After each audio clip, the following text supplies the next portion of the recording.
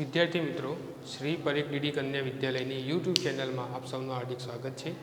આજે આપણે ધોરણ 12 આંકડાશાસ્ત્ર સબ્જેક્ટની અંદર સૂચકાંક વિશે ભણતા હતા. અગાઉના 2 લેક્ચરમાં જોઈ ગયા છે. હવે આજે આપનો ટોપિક છે આધાર વર્ષની પસંદગીની 2 રીતો. હવે આધાર વર્ષની પસંદ કઈ રીતે કરવામાં આવે છે કે આપણે અગાઉના જે દાખલા હશે દરેકની અંદર આ 2 રીતોનો ઉપયોગ થયેલો જોવા મળશે. તો આધાર વર્ષની પસંદગીની મુખ્ય 2 રીતો છે. કઈ કઈ? તો એક અચલ આધારની રીત અને બીજી છે પરંપરિત આધારની રીત.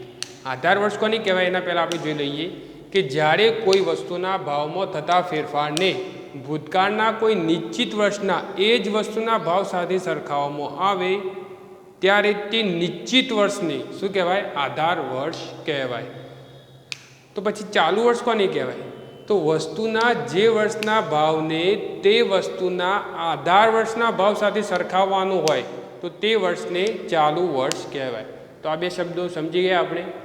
એક તો આધાર વર્ષ અને બીજું છે ચાલુ વર્ષ. તો આધાર વર્ષની પસંદગી કઈ રીતે કરવાની છે? તો 2 રીતે. એક અચલ આધારની રીત અને નંબર 2 પરંપરિત આધારની રીત. અચલ આધારની રીત એને ઇંગ્લિશમાં કહેવાય ફિક્સ બેઝ મેથડ. ફિક્સ. પછી છે પરંપરિત આધારની રીત તો ચેઇન બેઝ મેથડ. એને કહેવાય ઇંગ્લિશમાં ચેઇન બેઝ મેથડ. તો 2 રીતો આપણે સમજવાની છે, અચલ આધારની રીત અને પરંપરિત આધારની રીત. તો નંબર 1 અચલ આધારની રીત.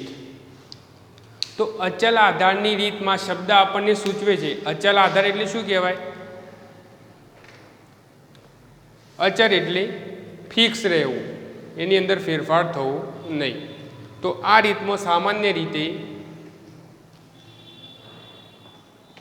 કોઈ ઘટના કે પરિસ્થિતિવાળા સમય કે વર્ષને સ્થિર ગણી આપણે આધાર વર્ષ તરીકે લેવામાં આવશે. પરંતુ અમુક વખતે એવું બને છે કે આધાર વર્ષ પસંદ કરવાનું કાર્ય મુશ્કેલ હોય. તો આવા સંજોગોમાં અમુક વર્ષોની સરેરાશ કિંમતને આધારે વર્ષની ચલ કિંમત તરીકે લેવામાં આવશે. તો આધાર વર્ષની ચલ કિંમત સાથે વર્તમાન સમયની ચલ કિંમત સરખામણી કરી સૂચકાંક આપણે મેળવીશું. તો અચલ આધારની રીતે જે સૂચકાંક મેળવીએ છીએ તો એના ગુણો કયા અને મર્યાદાઓ કઈ? ગુણ દ્વારા આપણને એનું મહત્ત્વ સમજાશે. તો કયા કયા ગુણો? તો એની અંદર પહેલું છે કે સમયના સમગ્ર ગાળા માટે આધાર વર્ષ અચળ રહે છે. અચળ એટલે એની અંદર કોઈ પણ પ્રકારનો ફેરફાર થશે નહીં. આપણે જ્યારે પણ સ્વાધ્યાયના દાખલા ગણીશું ત્યારે આધાર વર્ષની પસંદગી કે તો દરેકની અંદર આધાર વર્ષ જે નીચે હશે આપણે સૂત્ર જોઈ ગયા ને, I બરાબર P1/P0 × 100. તો P0 જે છે એ અચળ રહેશે સમગ્ર સમયના ગાળા માટે. નંબર 2 ચલની કિંમતોમાં થતા ફેરફારોની સરખામણીમાં એક સૂત્રતા જળવાય. જો ઉપરનો આધાર વર્ષ અચળ રહેશે, અચળ હોવાને કારણે શું થશે કે જ્યારે આપણે ચલની કિંમતોને એકબીજા સાથે સરખાવીશું ત્યારે સરખામણીમાં આપણને એક સૂત્રતા જળવાશે. પછી નંબર 3 છે લાંબા ગાળાના ફેરફારોની સરખામણી માટે. તો અચલ આધારની રીતમાં શું છે કે સમયનો ગાળો, જે સરખામણીનો ગાળો જે લાંબા વર્ષ માટે હોય તો આપણને આ વસ્તુ ઉપયોગી થશે. પરંતુ ટૂંકા ગાળા માટે કેવું હોય છે કે સમય બદલાય એટલે જરૂરી ફેરફારો કરવા મળે. તો આવા ફેરફારો કરવાની જગ્યાએ અચલ આધારની રીતમાં લાંબા ગાળાના ફેરફારો માટે ઉપયોગી છે. પછી સમજવામાં અને ગણતરીમાં સરળ. કઈ રીતે? તો દરેક વર્ષે આધાર વર્ષ અચળ રહે છે, એક સૂત્ર જળવાય છે. એના કારણે સામેવાળો વ્યક્તિ જે હોય એને આ વસ્તુ સમજવામાં અને ગણતરીમાં એકદમ સરળતા રહે છે. તો આ થયું અચલ આધારની રીતના ગુણો. હવે જોઈએ એની મર્યાદાઓ. તો ગુણ હશે તો એની મર્યાદાઓ પણ આપણને જોવા મળશે. તો પહેલી જ મર્યાદા શું કહેવા માગે છે? જુઓ, સમયના બદલાવની સાથે ગ્રાહકોની રુચિ, ટેવ, ફેશન બદલાય છે. તમે જોશો કે સમય વીતતો જાય તો ગ્રાહકોની રુચિની પસંદગી, એની ફેશન આ બધું બદલાતું રહે છે. તો અહીંયા તો શું કહે છે કે અચળ આધાર અહીંયા અચળ રહે છે. તો જો અહીંયા આધાર વર્ષ અચળ રહે તો ગ્રાહકોની પસંદગી બદલાય, ફેશન બદલાય તો ભાવમાં પણ ફેરફાર થાય. તો આની અંદર આપણે નવી વસ્તુઓના ભાવ લાવી શકતા નથી અથવા તો જૂની વસ્તુના ભાવ દૂર કરી શકતા નથી. એનો મતલબ આ એક એની મોટી મર્યાદા છે. નંબર 2 આધાર વર્ષ પસંદ કરવાનું કાર્ય મુશ્કેલ. આપણે આધાર વર્ષ કોઈ નક્કી કરીએ, ફિક્સ થઈ ગયું, તો આખા દાખલાની અંદર એ જ રહેશે. તો અહીંયા શું છે, પસંદ કરવાનું કાર્ય મુશ્કેલ કેમ? કારણ કે જો આવી પસંદગીઓ બદલાય તો આધાર વર્ષ પણ આપણે બદલવું પડે. પરંતુ પ્રામાણ્ય કે સામાન્ય પરિસ્થિતિવાળું વર્ષ અહીંયા પસંદ કરવાનું કાર્ય બહુ જ મુશ્કેલ છે આની અંદર. પછી નંબર 3 છે ટૂંકા ગાળાના ફેરફારો માટે ઉપયોગી નથી. અહીંયા જોયું ને આપણે કે લાંબા ગાળાના ફેરફારોની સરખામણી માટે અચલ આધારની રીત સરળ છે, પરંતુ જો ટૂંકા ગાળાના ફેરફારો થાય, દાખલા તરીકે વર્ષ 2020માં ફેરફાર થયો તો વર્ષ 2021માં ફેરફાર થઈ જાય, તો આ શું કહેવાય, સમયનો એક ટૂંકો ગાળો. તો ટૂંકા ગાળામાં ફેરફાર થાય તો આ રીત આપણને ઉપયોગી નથી, કારણ કે બધું જ અચલ આધારિત હોવાથી બદલવું પડે. પછી ગુણવત્તામાં ફેરફાર થતાં ભાવમાં ફેરફાર કરવું શક્ય નથી. મેં તમને ઉપર કહ્યું કે ગ્રાહકોની ફેશન બદલાય, કપડાની ફેશન બદલાય, તો ભાવની અંદર જે વધઘટ થાય છે એ આપણું કરવું પડે, પણ અહીંયા આની અંદર ફેરફાર કરી શકતા નથી. તો આ થયું અચલ આધારની રીતની ગુણ અને મર્યાદાઓ. જો આપણને આ ખબર પડશે તો આપણને દાખલો સમજવામાં અને સમજાવવામાં બહુ ઇઝી રહેશે. બરાબર? તો આ થયું અચલ આધારની રીત. પછી નંબર 2 છે પરંપરિત આધારની રીત. તો પરંપરિત આધારની રીતમાં શું હોય એ આપણે જોઈએ.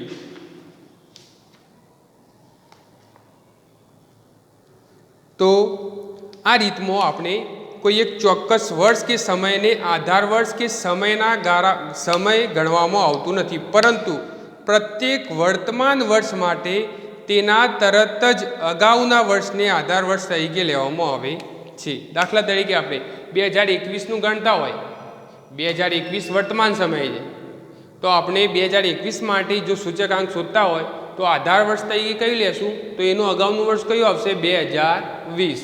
તો 2020ને આપણે શું કરશું, આધાર વર્ષ તરીકે લેશું. તો અહીંયા સૂત્ર એવી રીતે થશે એનું, તો સૂચકાંક બરાબર ચાલુ વર્ષની ચલની કિંમત ભાગ્યા અગાઉના વર્ષની ચલ કિંમત ગુણ્યા 100, P1/P0 ગુણ્યા 100. તો આ જ્યારે આપણે ભણીશું તો બંને વચ્ચેનો તફાવત આપણને સમજમાં આવશે.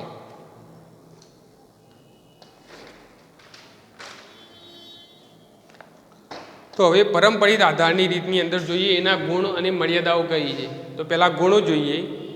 તો આ રીતમાં પસંદગીનો પ્રશ્ન ઉપસ્થિત થતો નથી. તો આપણે એની વ્યાખ્યામાં જ જોઈ ગયા અથવા તો સૂત્રની અંદર જ જોઈ ગયા. કેમ પ્રશ્ન ઉપસ્થિત થતો નથી? કારણ કે અચલ આધારની રીતમાં શું હતું કે ગમે તે એક વર્ષની અચલ આધાર તરીકે આપણે માની લીધું અથવા તો સામાન્ય વર્ષને પસંદ કરી લીધું. પરંતુ અહીંયા પસંદગીનો પ્રશ્ન એટલા માટે ઉપસ્થિત થતો નથી કારણ કે જે સમય માટે આપણે સૂચકાંક શોધવાનો હોય તે વર્ષના અગાઉના વર્ષને આપણે આધાર વર્ષ તરીકે લેવાનું છે. એટલા માટે અહીંયા પસંદગીનું કાર્ય એકદમ સરળ છે. અહીંયા કોઈ પ્રશ્ન ઉપસ્થિત થતો નથી પસંદગીનો. પછી નંબર 2, ગ્રાહકોની રુચિ ટેવ પસંદગી અનુસાર ફેરફાર કરી શકાય છે. તો આપણે અચલ આધારની રીતમાં શું જોયું કે એની મર્યાદામાં હતું, અને આ જ વસ્તુ પરંપરિત આધારની રીતમાં ગુણમાં છે. તો સેમ ટુ સેમ કે જેવી રીતે ગ્રાહકોની ફેશન અથવા રુચિ અથવા ટેવ અથવા તો પસંદગી બદલાય એ રીતે આની અંદર પણ આપણે જરૂરી ફેરફારો કરી શકીએ છીએ. કારણ કે આપણે આધાર વર્ષ તરીકે કયું વર્ષ લઈએ છીએ એ ખાસ ધ્યાન રાખીએ કે અગાઉનું વર્ષ આપણે ધ્યાનમાં લઈએ છીએ એટલા માટે. તો સમય અનુસાર એના ભાવમાં જે પણ ફેરફારો થાય એ આપણે આ રીતમાં ફેરફારો કરી શકીએ છીએ. પછી નંબર 3 છે નજીકના ભૂતકાળના વેપાર વાણિજ્ય આર્થિક ક્ષેત્રે ઉપયોગી. નજીકનું ભૂતકાળ એનો મતલબ કે 2021ની ગણતરી કરીએ તો 2018 હોય તો 17 હોય અથવા તો 19 હોય 20 હોય. તો નજીકનું ભૂતકાળની અંદર જે પણ વેપાર કરતા હોય, ધંધો વેપાર, તો વેપારની અંદર વધ અથવા તો ઘટ થતી હોય, વાણિજ્યની અંદર, આર્થિક ક્ષેત્રની અંદર, તો આ બધા ક્ષેત્રોની અંદર જરૂરી ફેરફારો આપણે કરી શકીએ છીએ. પછી એના પછી જે ટૂંકા ગાળાના ફેરફારોની સરખામણી માટે ઉપયોગી. અહીંયા શું હતું, મર્યાદામાં હતું, અને અહીંયા શું છે એના ગુણની અંદર. અહીંયા લાંબા ગાળા માટે હતું અને અહીંયા શું છે ટૂંકા ગાળાના ફેરફારોની સરખામણી માટે આપણને ઉપયોગી બને છે. હવે એના પછી આપણે મર્યાદાઓ જોઈએ.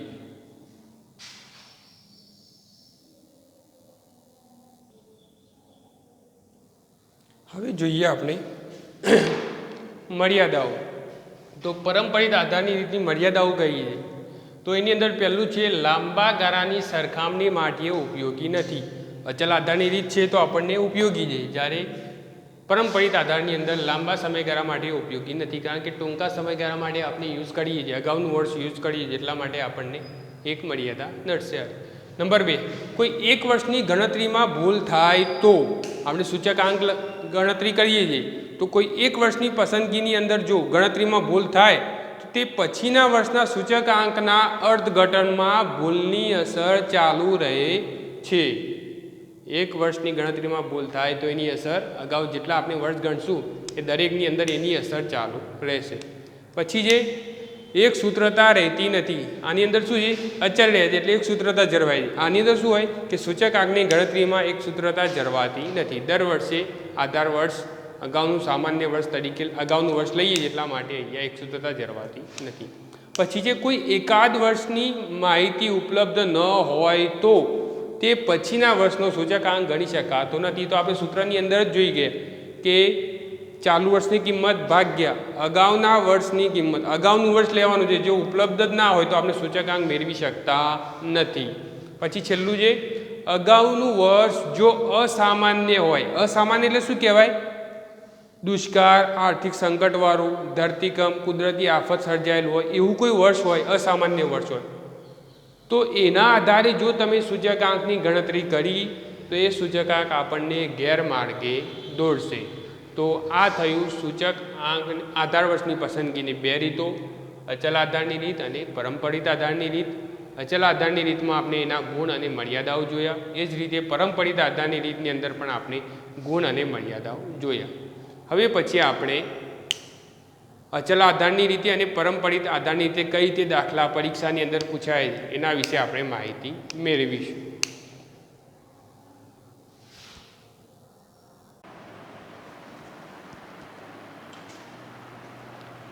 શ્રી પરીખ ડીડી કન્યા વિદ્યાલયની યુટ્યુબ ચેનલની અંદર આપ સૌનું હાર્દિક સ્વાગત છે. વિદ્યાર્થી મિત્રો, આજે આપણે ધોરણ 12 આંકડાશાસ્ત્ર વિષયની અંદર ચેપ્ટર નંબર 1 સૂચક આંક એની અંદર સ્વાધ્યાય 1.1ની અંદર દાખલા નંબર 1ની આજે આપણે ગણતરી કરીશું. તો પહેલાં આપણે રકમ વાંચી લઈએ, એના પછી આપણે આગળ જોઈએ. તો અહીંયા એક શહેરના કારખાનામાં કામ કરતા કામદારોના જૂથની વર્ષ 2008થી 2015 દરમિયાન દૈનિક સરેરાશ વેતન અંગેની માહિતી નીચે મુજબ છે. તે પરથી અચલ આધારની રીતે કૌંસમાં આધાર વર્ષ 2008, પરંપરિત આધારની રીતે અને નંબર 3 વર્ષ 2011થી વર્ષ 2013ના દૈનિક સરેરાશ વેતનની સરેરાશને આધાર વર્ષના વેતન તરીકે લઈ અચલ આધારે સૂચક આંક ગણો. તો અહીંયા સૌથી પહેલાં આપણે અચલ આધારની રીતે સૂચક આંક શોધવાનો છે. તો અહીંયા વર્ષ આપેલું છે 2008થી 2015 સુધી. એના પછી દૈનિક સરેરાશ વેતન કે જે રૂપિયામાં આપેલું છે 275, 284, 289 અને 345 સુધી અહીંયા આપેલું છે. તો સૌપ્રથમ અચલ આધારની રીતે સૂચક આંક મેળવીએ. તો અચલ આધારની રીતે સૂચક આંક I બરાબર P1/P0 ગુણ્યા 100. P1 ચાલુ વર્ષ, P0 આધાર વર્ષ અને ગુણ્યા 100 ટકાવારી પ્રમાણે દર્શાવવાનું છે. તો અહીંયા જુઓ, એને અહીંયા ઉલ્લેખ કરેલો છે કે આધાર વર્ષ તરીકે 2008ના વર્ષને લેવાનું છે. તો અહીંયા આપણે 2008ને આધાર વર્ષ તરીકે લઈશું. તો સૌથી પહેલાં વર્ષ 2008ની અંદર સૂત્ર પ્રમાણે આપણે કિંમતો મૂકીએ.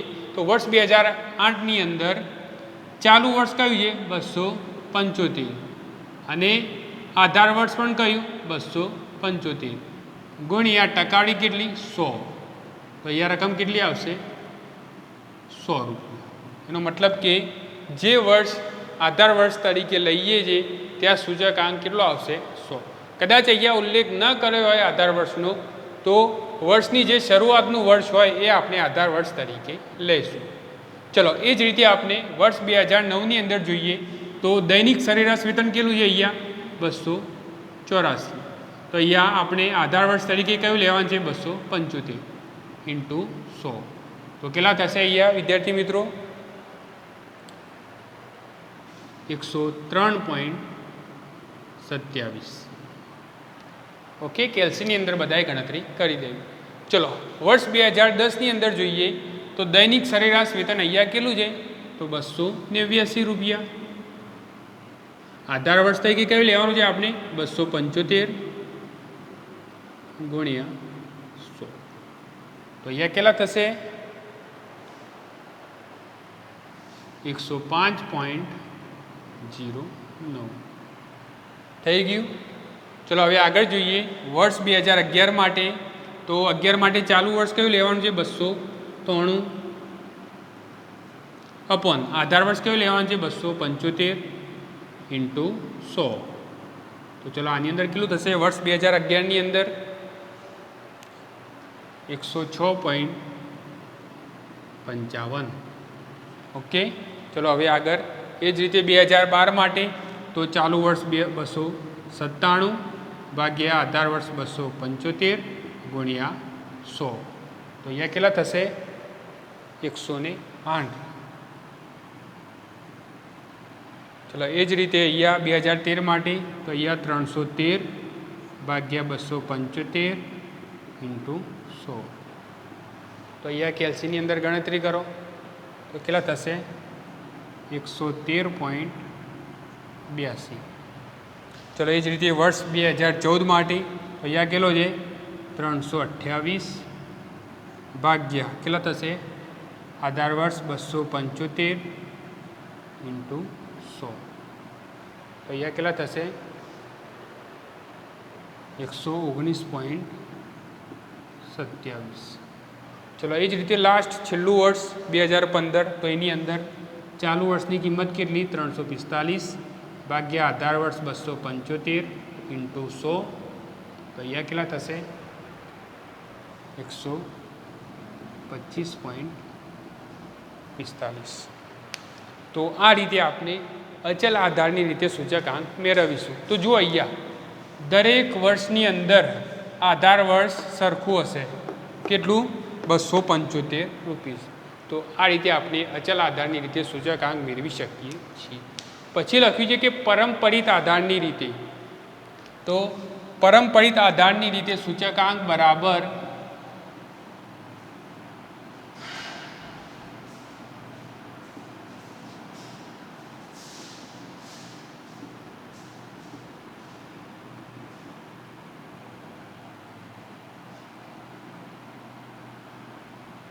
ચાલુ વર્ષની કિંમત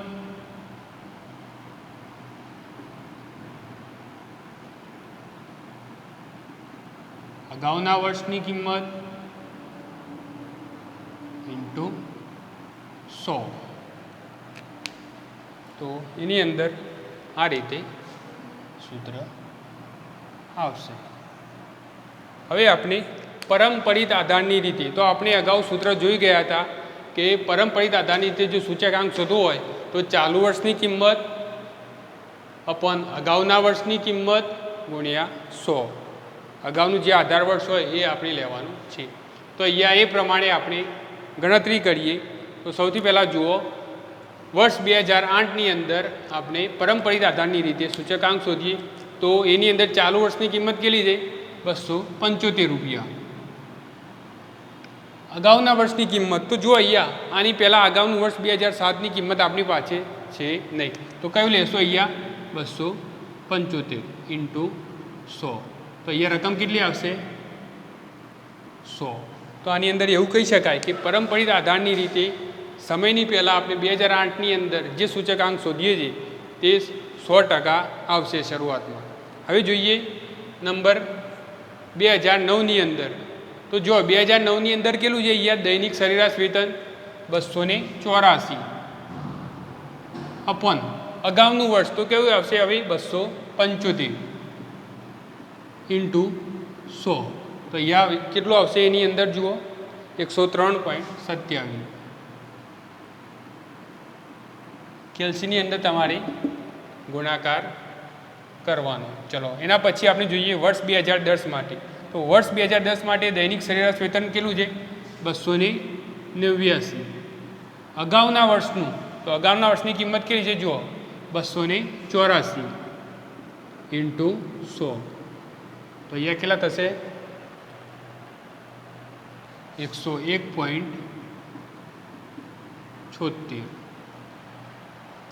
હવે આગળ જોઈએ વર્ષ 2011 માટે તો ચાલુ વર્ષની કિંમત કેટલી 293 અપોન અહીંયા જો અગાઉનું વર્ષની કિંમત કેટલી 289 ઇન્ટુ 100 તો અહીંયા કેટલા આવશે જુઓ 101.38.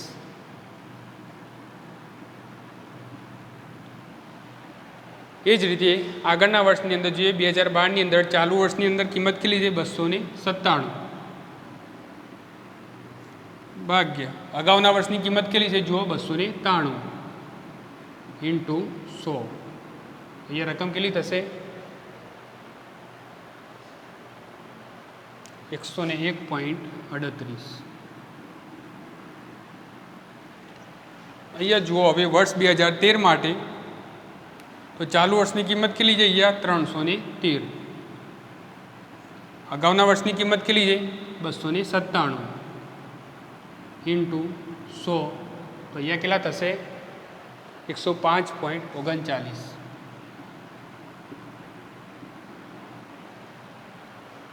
હવે વર્ષ 2014 માટે જોઈએ તો અહીંયા કેટલા છે 328 ચાલુ વર્ષની કિંમત અગાઉના વર્ષની કિંમત કેટલી છે 313 ઇન્ટુ 100 તો અહીંયા કેટલા થશે 104.97. હવે લાસ્ટ યરની 2015ની કિંમત ચાલુ વર્ષની 345 છે અગાઉના વર્ષની 328 ઇન્ટુ 100 તો અહીંયા કેટલી કિંમત થશે 105.18. તો આ રીતે આપણે પરંપરિત આધારની રીતે સૂચકાંક શોધી શકીએ છીએ. એટલું યાદ રાખવાનું છે કે અહીંયા ચાલુ વર્ષની કિંમત લેવાની એના પછી નીચેની જે કિંમત છે એ અગાઉનું જે વર્ષ હોય એ કિંમત લેવાનું અને એને 100 વડે ગુણવાના તો જે જવાબ આવે એ આપણે પરંપરિત આધારની રીતે સૂચકાંક મળશે. હવે આપણે છેલ્લું જોઈએ કે વર્ષ 2011થી વર્ષ 2013ના દૈનિક સરેરાશ વેતનની સરેરાશને આધાર વર્ષના વેતન તરીકે લઈ અચલ આધારે સૂચકાંક શોધો. તો આપણે વર્ષ 2011 જો અહીંયા 11, 12 અને 13 તો આ 3 વર્ષની આપણે સરેરાશ લેવાની છે. તો પહેલાં તો આપણે દૈનિક સરેરાશ વેતન શોધીશું. તો દૈનિક સરેરાશ વેતન બરાબર કયા વર્ષની કહ્યું છે આપણે 2011થી 13 તો 2011ની અંદર જોવા કેટલું છે 293 પ્લસ 2012ની અંદર કેટલું છે 297 પ્લસ 2013ની અંદર કેટલું છે 313 અપોન 3 તો કેટલું થશે સરવાળો કરો ચલો 903 અપોન 3 અહીંયા કેટલું થશે 301 કેટલું થશે 301. તો અહીંયા દૈનિક સરેરાશ વેતનના આધારે સૂચકાંક બરાબર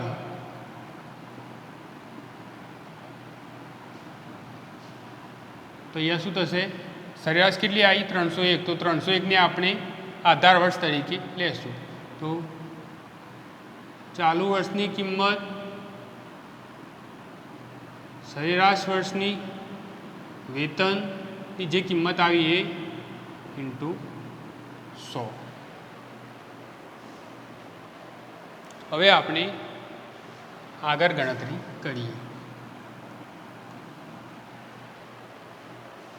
તો જુઓ હવે દૈનિક સરેરાશ વેતનની આધારે તો 3 વર્ષ આપણે લેવાનું છે વર્ષ 2011, 12 ને 13 તો આપણે શોધ્યું તો કેટલું આવ્યું 301 દૈનિક સરેરાશ વેતન.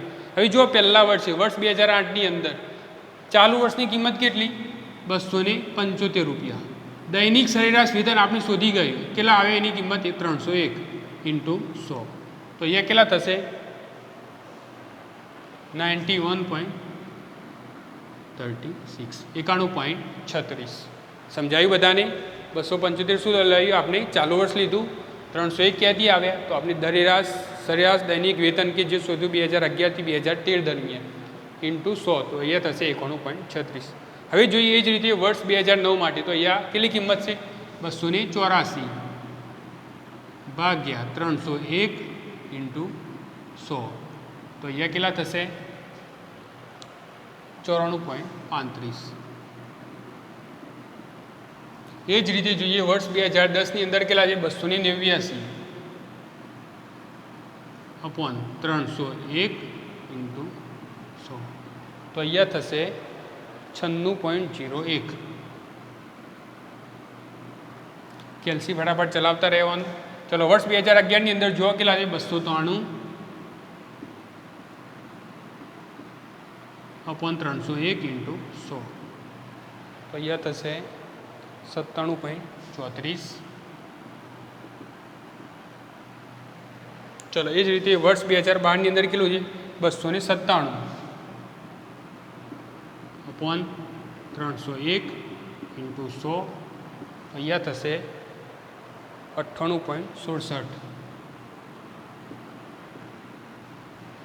એ જ રીતે જુઓ આગળ વર્ષ 2013ની અંદર ચાલુ વર્ષની કિંમત છે 313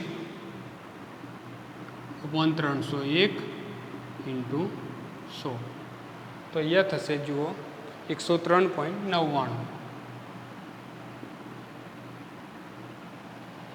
એના પછી જોઈએ વર્ષ 2014ની અંદર છે 328 301 ઇન્ટુ 100, તો અહીંયા કિંમત થશે 108.97. એ જ રીતે હવે છેલ્લા વર્ષની અંદર ચાલુ વર્ષની કિંમત છે 345, સરેરાશ દૈનિક વેતન છે 301 ઇન્ટુ 100, તો અહીંયા આવશે 114.62. આ રીતે આપણે સ્વાધ્યાય 1.1ના દાખલાની અંદર ત્રણેય રીતે જુઓ, અચલ આધારની રીત, પરંપરાગત આધારની રીત અને દૈનિક સરેરાશ વેતન બંનેને મિક્સ, તો એ રીતે આપણે અહીંયા સ્વાધ્યાય 1.1નો દાખલા નંબર 1 આપણે ગણતરી કરી. તો આ હવે તમારા સ્વાધ્યાય બુકના ચોપડાની અંદર લખી લેવું.